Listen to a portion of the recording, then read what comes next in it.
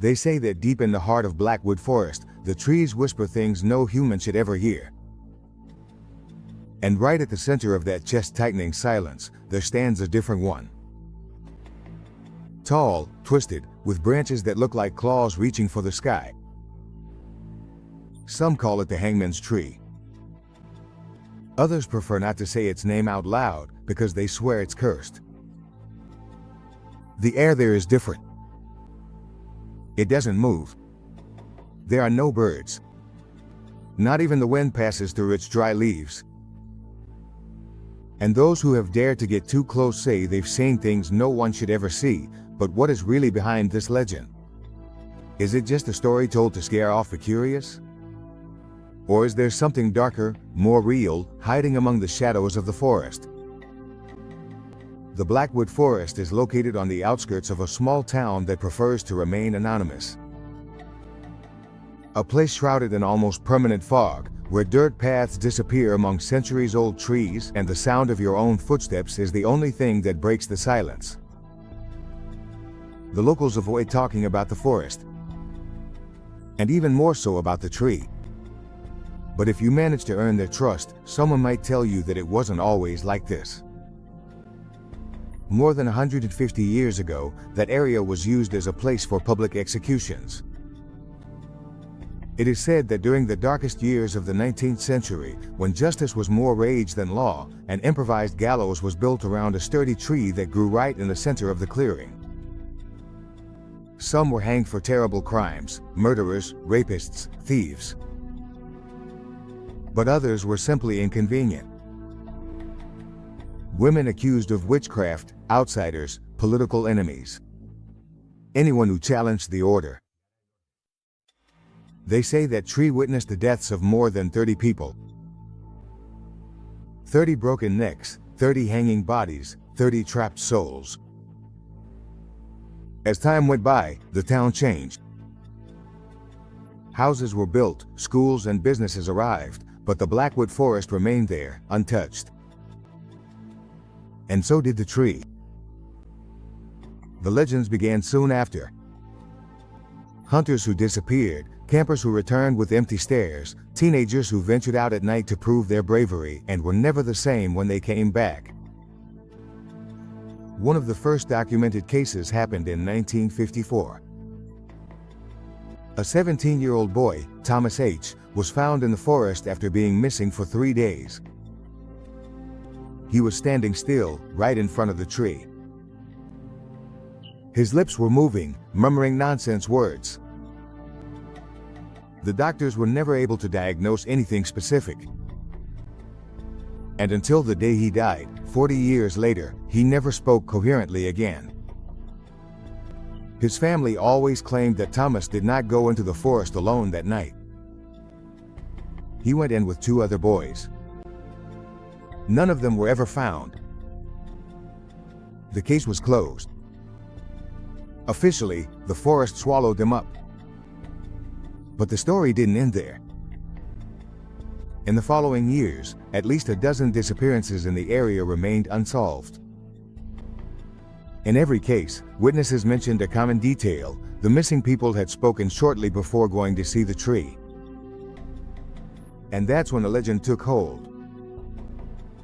Some said that if you stood in silence in front of the tree for 13 seconds, you would hear the voices of the dead. Others claimed that at midnight, if you were close enough, you could see shadows hanging from the branches, even if no one was actually there. There were even those who insisted that the tree itself breathed. But perhaps the most unsettling story was the one that happened in 1982. A woman named Eleanor Bishop, a retired history teacher, decided to investigate the legend on her own. She had been hearing the rumors for years and thought it was all just a product of collective fear. She believed that if she could gather evidence and debunk the myths, she could help the town heal. She entered the forest with a tape recorder, a flashlight, and a camera. She never came out. 3 weeks later, her camera was found next to the trunk of the tree. It was intact. Inside, there were several rolls of film with photographs. Almost all of them were blurry images of the forest, shadows, twisted trees, natural details. But in the last picture, a figure appeared. A human silhouette hanging from one of the branches at an impossible angle, as if the body were floating, suspended in the air. The problem was, there was no rope. And the most unsettling thing, the figure's clothes matched what Eleanor was wearing the day she disappeared. The authorities declared it was a visual effect, an exposure error. But the neighbors started saying the tree had claimed another victim. And since then, no one ever got too close again. Some say the tree grew by feeding on suffering, that every life it took made its roots stronger, that what lives inside it isn't natural. To this day, those who venture into Blackwood Forest describe an immediate sense of unease, as if someone were watching you, as if every step you take awakens something ancient, something asleep. Electronic devices fail. Compasses go haywire. Time seems to stretch out. A tourist who visited the area in 2007 wrote on her blog that she felt a constant presence behind her as she walked, even though no one was there. When she reached the clearing where the tree stands, her flashlight started to flicker. And in the total silence, she heard the creak of a rope tightening right above her. She ran without looking back. From that moment on, the tree stopped being just a legend. It became a taboo. Some of the more superstitious locals started leaving offerings at the entrance to the forest, dried flowers, wooden crosses, even old coins, as if trying to appease something or someone. But the strangest, and perhaps most disturbing, mystery didn't come from a visitor, but from the tree itself. In 2013, a group of biologists from a local university became interested in the forest's ecosystem. Their intention was to catalog the native species and analyze the health of the natural environment. What they found, however, left them frozen. After taking samples of the soil and the bark of the hanging tree, they discovered an anomaly. The tree's sap was thick, dark, with a reddish tint. When they analyzed it in the lab, they detected traces of human proteins in its composition, as if that substance had been in contact for a long time with organic matter of human origin. The report was never officially made public, but one of the assistants leaked that information months later on an internet forum. And from then on, the tree was not only feared, it was hated. The rumor that it fed on the souls it had witnessed dying began to spread like a slow fire. Some started calling it the devourer of life. And although no official body wanted to intervene, the local community made its own decisions. They sealed off the paths leading into the forest. They tore down signs. They closed the hiking trails, as if hiding it would be enough to silence what was inside. But evil, if it exists, doesn't stop that easily. In 2017, 3 young influencers decided to film a viral video by entering Blackwood Forest at night. They wanted to break the myth, prove it was all a hoax, and rack up millions of views. The video is still available, although it was edited by the authorities. The recording starts with laughter, flashlights on, and sarcastic jokes. But little by little, something changes.